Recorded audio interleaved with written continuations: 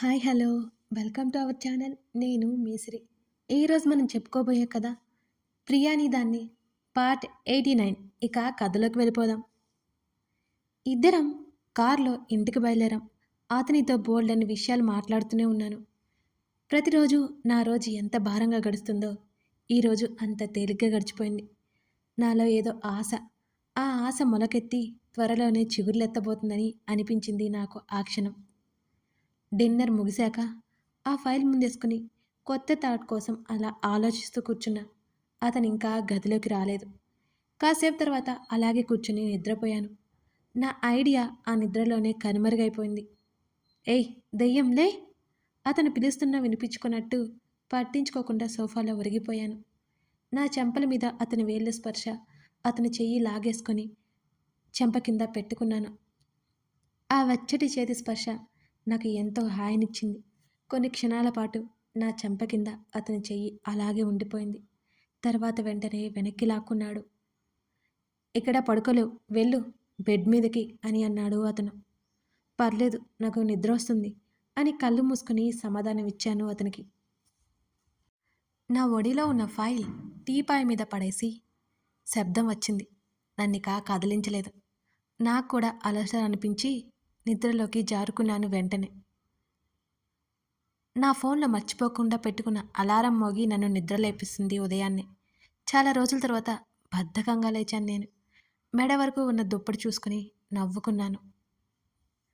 ఆవలించుకుంటూ లేచి కూర్చుని ఇంకా నిద్రలోనే ఉన్న రిషిని చూశాను. జుట్టు ముడిపెట్టుకొసుకొని మెల్లిగా అతని దగ్గరికి వెళ్ళాను. ఇంతకు ముందులాగా రాత్రులు టాబ్లెట్ వేయడం కానీ డ్రింక్ చేయడం కానీ చేసేవాడు. ఇప్పుడు అలా లేదు. ఈ మధ్య అవి లేకుండానే నిద్రపోతున్నాడు. నిజంగానే కాలం మనసుకైన గాయాలను కూడా మెల్లిగా మాన్పించేస్తుంది. కాకపోతే వేచి చూడాలి అంతే. ఒకవైపు ఒత్తిగిల్లు పడుకున్న అతన్ని చూస్తున్నాను నేను. అతని జుట్టు సవరించి నుదుటిన ముద్దాడాలి అని కోరికను ఎంత బలవంతంగా ఆపుకున్నానో నాకే తెలుసు. నిట్టూర్చి ముఖం మీద నీళ్లు కొట్టుకుని నిద్రమత్తు వదిలించుకొని బయటకొచ్చాను. అర్జెంటుగా ఓ కాఫీ కడుపులో పోయాలి అనిపించింది నాకు. శాంతమ్మ ఇచ్చిన వేడి వేడి కాఫీ తాగ్గానే ఎంత రిలాక్స్డ్గా అనిపించిందో. లంచ్ కూడా తీసుకెళ్ళాలి అని చెప్పడంతో శాంతమ్మ రెడీ చేస్తానని చెప్పింది. కాసేపు గార్డెన్లో అటు ఇటు తిరిగి టైం అయిపోతుండడంతో పైకొచ్చేశాను. అతనికి కూడా కాఫీ కలుపుకుని. నేను వచ్చేసరికి రిషి లేచి వాష్రూమ్లో ఉన్నట్టు అలికిడి. ఫ్లాస్కో ట్రే పక్కన పెట్టేసి కబోర్డ్స్ దగ్గరికి వెళ్తుంటే అతను రావడంతో వెళ్ళి అతన్ని తగిలేశాను నేను. నా నుదురు అతని దృఢమైన ఛాతీకి తగిలి నొప్పి లేచింది. నా చేతులు రెండు అతని ఛాతీ మీద చేరిపోయాయి. సడన్గా అలా రావడంతో అతను పట్టేసుకున్నాడు. అతని బలమైన చేతులు నా చుట్టూ ఉన్నాయి. మెల్లిగా కళ్ళెత్తి చూశాను. నొప్పి తాలూకా ముఖం వికారంగా పెట్టుకున్నాను. నా బొజ్జలో బటర్ఫ్లై ఎగురుతున్న ఫీలింగ్ కలిగింది. కళ్ళల్లో నక్షత్రాలు వెలిగించి అతని వైపు చూస్తుండగా, కళ్ళు ఎక్కడ పెట్టి నడుస్తున్నావు అని విసుగ్గా ఒక అరుపు అరిచి దూరం జరిపాడు నన్ను. కాసేపు కూడా సంతోషపడినివ్వడం. ముఖాన్ని నల్లగా పెట్టుకున్నాను నేను. కాఫీ కప్ అతని చేతిలో పెట్టి రొసరొసలాడుతూ స్నానానికి వెళ్ళిపోయాను. వెచ్చటి నీళ్లు నా శరీరం మీద పడుతుంటే ఏవో పిచ్చి పిచ్చి ఆలోచనలు నాలో. అవని, ఏమైంది నీకు? నోను, ఇలా అస్సలు ఆలోచించవద్దు అని నాకు నేనే చెప్పుకొని అతని స్పర్శ నాలో రేపిన తుఫాన్కి నన్ను నేను సంపాదించుకోవడానికి టైం పట్టింది. ఆ రోజు కూడా తనతో పాటు వెళ్ళాను. పైకెళ్ళగానే తనే నన్ను మాత్రం పట్టించుకోకుండా వెళ్ళిపోయాడు. నవ్య వచ్చింది. విష్ చేసి నాకు కావాల్సిన వివరాలు ఇచ్చింది. ఇక టైం వేస్ట్ చేయకుండా 3 రకాల డిజైన్స్ ఆ రోజు కంప్లీట్ చేశాను. తనకి చేశాను కూడా. రిలాక్స్డ్గా తనకి ఎదురుగా ఉన్న కుర్చీలో చతికిలపడ్డాను. ఇంతకుముందు ఎక్కడ వర్క్ చేశావు? ఆ డిజైన్స్ చూస్తూ అడిగాడు. నీకు తెలియకపోవచ్చు, చాలా చిన్న కంపెనీ అని అన్నాను నేను. అడిగిన దానికి సమాధానం చెప్తావా లేదన్నట్టు వాడి చూపులు విసరడంతో ఎక్కడో వివరంగా చెప్పి బెంగళూరులో ఉన్న విషయం కూడా చెప్పాను తనకి. అక్కడ జరిగినవన్నీ అతనితో చెప్పాలనిపించింది. కానీ చెప్పలేకపోయాను నేను. ఆ తర్వాత ప్రదీప్ అని నా ఫ్రెండ్ అతను చేస్తున్న దగ్గర కూడా ఛాన్స్ వచ్చింది. 1 నెల అంతే. తర్వాత పెళ్ళి అన్నాను మెల్లిగా. మరి అక్కడెందుకు రిజైన్ చేశావు అని అడిగాడు అతను. కొన్ని క్షణాలు మిన్నకుండిపోయాను. It's okay. అతను నేను త్వరగా చెప్పకపోవడంతో అన్నాడు. పెద్ద కారణమేమీ కాదులే కానీ ఆ మేనేజర్ గోల భరించలేక అంటూ అతను ఏం చేశాడో చెప్పి చెంప పగలగొట్టి రిజైన్ చేసి వచ్చేశా. కానీ వాడు నా కష్టాన్ని దోచుకున్నాడు వెధవ. ఈసారి నాకు కనిపించాలి చావగొట్టేస్తాను అని అప్పటి పరిస్థితులు గుర్తుకు రాగానే ఆవేశంతో నా ముఖం ఎర్రబడింది. నా ముందు రిషి ఉన్నాడు అనే సంగతి కూడా మర్చిపోయి వాళ్ళు పటపటలాడించాను. నీకు తెలియదు, అలాంటి వాళ్ళంతా అమ్మాయిలకు తగులుతూనే ఉంటారు. వాళ్ళని అక్కడికక్కడే చంపి పడేయాలనిపిస్తోంది. కానీ ఉద్యోగం ఒకవైపు, ఆర్థిక పరిస్థితులు ఒకవైపు, అందరిలో పరువు పోతుందని ఒకవైపు, అన్ని భయాలు పెట్టుకుని నోరు మూసుకుని కూర్చుంటున్నారు అమ్మాయిలు.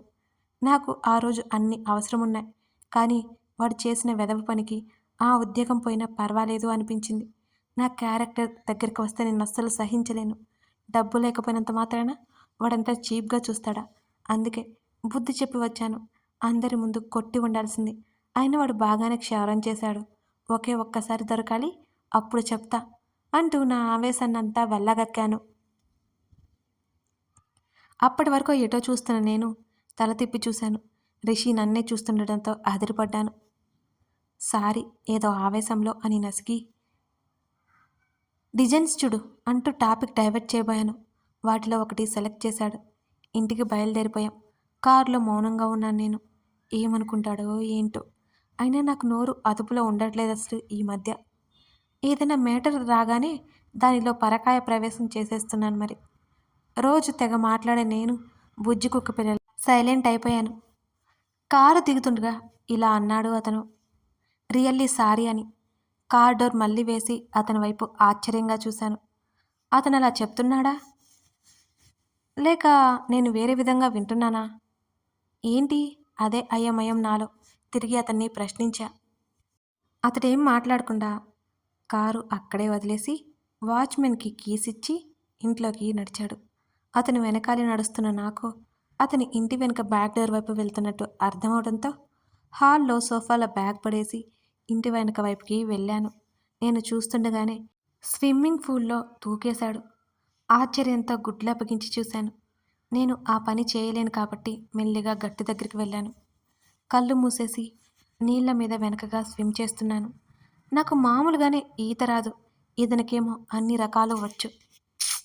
నేను కూడా నేర్చుకోవాలి, తప్పదు. నన్ను అతను గమనించలేదు. ఏదో పరధ్యానంలో ఉన్నట్టు కళ్ళు మూసుకొని అలాగే ఈదుతున్నాడు. Hello, excuse me. నా పిలుపుకి కళ్ళి ఎత్తి చూశాడు. మామూలుగా నిలబడ్డాడు. నువ్వేంటిక్కడ అని అతను అడుగుతుంటే ఏదో చెప్పావు. ఎందుకు చెప్పావో ఏం చెప్పావో అర్థం అవక ఇలా పరిగెత్తుకుంటూ వస్తే తమరేమో నీళ్ళల్లో మునిగి తేలుతున్నారు. ఏం చెప్పావో క్లియర్గా చెప్తే వెళ్ళి బెడ్ మీద పడతా అని అన్నాను నేను. వదలవా నువ్వు? విసుక్కున్నాడు. అది జరిగే పని కాదులే కానీ ఏదో చెప్తున్నావు, చెప్తే సంతోషం అన్నాను. వెళ్ళిక్కడి నుంచి, అసలే చిరాగ్గా ఉన్నాను అన్నాడు. తమరికి చిరాకు ఎప్పుడు లేదు స్వామి. బయటకైతే అనలేదు కానీ లోపల అనుకున్నా. కాళ్ళు నీళ్ళలోకి వేసి గట్టు మీద కూర్చున్నాను. పాదాలు నీళ్ళలో వేయగానే సరికొత్తగా కనిపించాయి. కాసేపు బాడీని శ్రమ పెట్టి పైకి ఎక్కాడు రిషి. టవల్ తీసుకురానా అని అడిగాను నేను. ముందు ఇక్కడి నుంచి జాగ్రత్తగా ఇంట్లోకి వెళ్ళు అని అన్నాడు సీరియస్గా. తడబడుతూ ముఖం తిప్పేసుకున్నాను నేను. ఇంతకుముందు 2 సార్లు ఇలాగే ఇందులో పడిపోయిన విషయం గుర్తొచ్చింది నాకు. అది గుర్తు చేసి దెప్పుతున్నాడని అర్థమైంది. అక్కడి నుంచి మెల్లిగా లేచి మోకాల వరకు తడిచిన చీరను పిండేసి ఇంట్లోకి నడుస్తూ ఉండగా అతను వెనకే వస్తున్నట్టు అనిపించింది. ఆగాగు, కంగారుగా అరవడంతో అక్కడే ఆగిపోయాడు. నువ్విలా తడి బట్టలతో వస్తే నేను నేల తొడవకపోయినా తుడిచే వాళ్ళు ఇబ్బంది పడతారు అని అన్నాను. నీతో అంతా గొడవే, వెళ్ళి టవల్ పట్రా. నడు మీద 2 చేతులు పెట్టుకుని అసహనంగా నిలబడ్డాడు. వెంటనే గదిలోకి పరుగు పెట్టలేను కాబట్టి కింద గెస్ట్ రూమ్లో టవల్ పట్టుకొచ్చి తనకిచ్చాను. నేను ఎక్కడ జారి పడతానో అని అడుగులో అడుగు వేసుకుంటూ మెల్లిగా మెట్లెక్కుతుండగా ఆ పుణ్యకాలం కాస్త గడిచిపోయి అతను వచ్చేశాడు నా వెనకే. నన్ను దాటుకొని లోపలికి వెళ్ళిపోయాడు.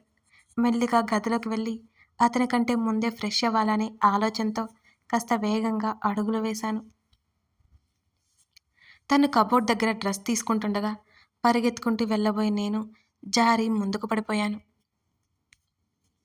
సినిమాల్లో చూపించినట్టు నేను పడిపోకుండా పట్టుకోలేదు ఇతగాడు. కింద పడ్డం, దాని ఫలితం వెంటనే జరిగిపోయాయి. కీచుమని అరిచాను కూడా. నా నడుము దెబ్బకి విరిగిపోయింది. అలాగే కాళ్ళు చాపుకొని చతికిలపడి తల కిందకు వేలాడదీసుకున్నాను. అతని నవ్వు తెరలు తెరలుగా ఆ గది అంతా వ్యాపించి నా చెవున చేరింది. తల ఎత్తి చూశాను. నా మూతి పక్కకు పోయింది. నాకే తెలియకుండా అలక వహించానన్నమాట. తను నవ్వాపుకోవడానికి శతవిధాలుగా ప్రయత్నం చేస్తున్నాడు. ఎందుకలా నవ్వుతున్నావు?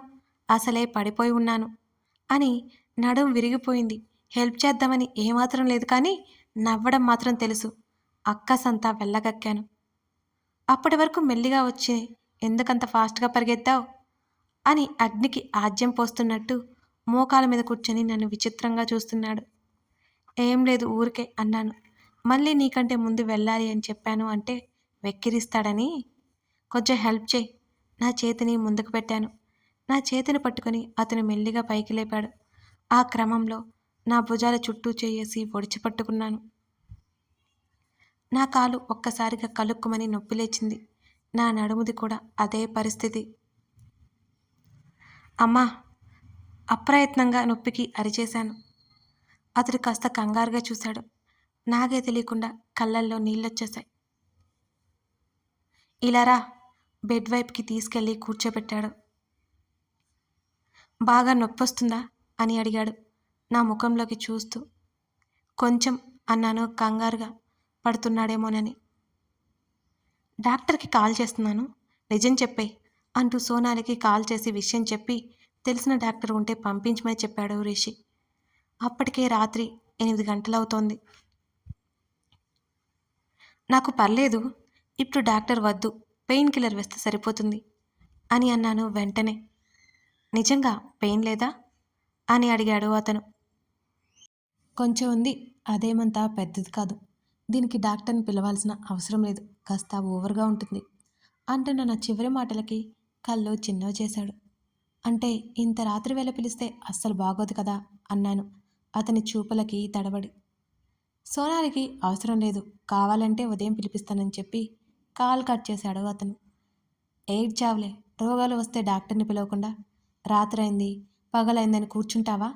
తన డ్రెస్ తీసుకుని బాత్రూంలోకి వెళ్తూ అన్నాడు. నాకేం రోగం రాలేదు అరిచి మరీ చెప్పాను అతనికి. రేపటికి వస్తుందిలే అన్నాడు. డోరు వేసిన శబ్దం, దానితో పాటు నా పళ్ళు పటపట్లాడించాను. ఏ మాటకు ఆ మాట చెప్పుకోవాలి. ఇంతకీ రేపటికి లేస్తానో లేదో అని భయం వేసింది. నా నడుము నా కాలు విరిగిపోయిన ఫీలింగ్ కలిగింది. అలా వెనక్కి వాలి కళ్ళు మూసుకున్నాను. అతను బయటికి వచ్చి తెలిసినా ఏంటో మత్తుగా ఉంది నాకు. తెలియకుండా నేను నిద్రపోయాను. ఒకవైపు కాలు నొప్పి జుమ్ జుమ్ అని లాగుతోంది. శాంతమ్మ పిలుపుతో కళ్ళు తెరిచి చూశాను నేను. అవునమ్మా, పడిపోయావంట కదూ, లేవలేకపోతున్నావని రిషిబాబు చెప్పారు. నొప్పి ఎక్కడో చెప్పమ్మా, మందేసి రుద్దుతాను, దెబ్బకి నొప్పి పారిపోవాలి అని శాంతమ్మ చెప్పకపోతుంటే భోజనం ప్లేట్ పట్టుకుని లోపలికి వస్తున్న రిషిని గుర్రుగా చూశాను నేను. కథ కొనసాగుతోంది. అవని రిషి మధ్య కథ ఎలా ఉంది? మీకు నచ్చిందా? ఈ కథ నచ్చితే లైక్ చేసి మీ విలువైన అభిప్రాయాలు తెలపండి. అలాగే సబ్స్క్రైబ్ చేసుకునే వాళ్ళు ఉంటే సబ్స్క్రైబ్ చేసుకోండి. Thank you.